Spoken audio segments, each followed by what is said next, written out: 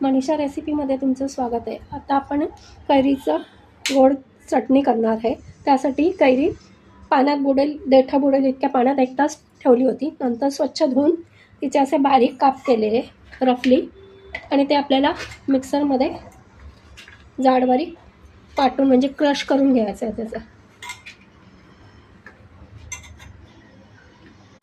आता आपण कढईत 2 चमचे तेल घेतलेले आहे।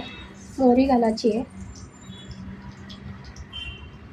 मोहरीचा आपण, आणि कैरीचा किस म्हणजे आपण क्रश केला आहे तर वाटीभर आहे, तर आपल्याला अर्धी वाटी गूळ किसून घेतलेला आहे। आता मोहरी तडतडते, त्यामुळे आपण त्यात मोहरीचे दाणे घालणार आहोत। मोहरीच्या दाण्यांनी छान टेस्ट लागते। लोणचं करताना कैरी, सुरी वगैरे सर्व भांडे स्वच्छ आणि कोरडे केलेले असावे।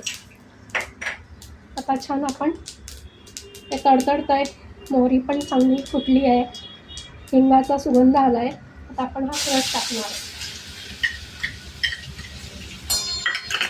आणि एक 5 मिनिटं तो चांगला परतून घेणार आहे। त्याच्यावर झाकण नाही ठेवायचं। आता यामध्ये आपल्याला 5 मिनिटं चांगली कैरी शिजलेली आहे, त्यामध्ये आपण गूळ घालूया। त्यामध्ये तुम्ही साखर, खडीसाखर वगैरे तुमच्या आवडीप्रमाणे घालू शकता। कैरीच्या निम्मे गूळ घालायचे आहे। त्यामध्ये 1 चमचा काश्मीरी लाल तिखट, और पाव चमचा, आणि मीठ चवीप्रमाणे मीठ घालायचं आहे, आणि एक 5 मिनिटं शिजवून घ्यायचे आहे। कैरीचा कलर बघा चटणीचा सुंदर आला आहे।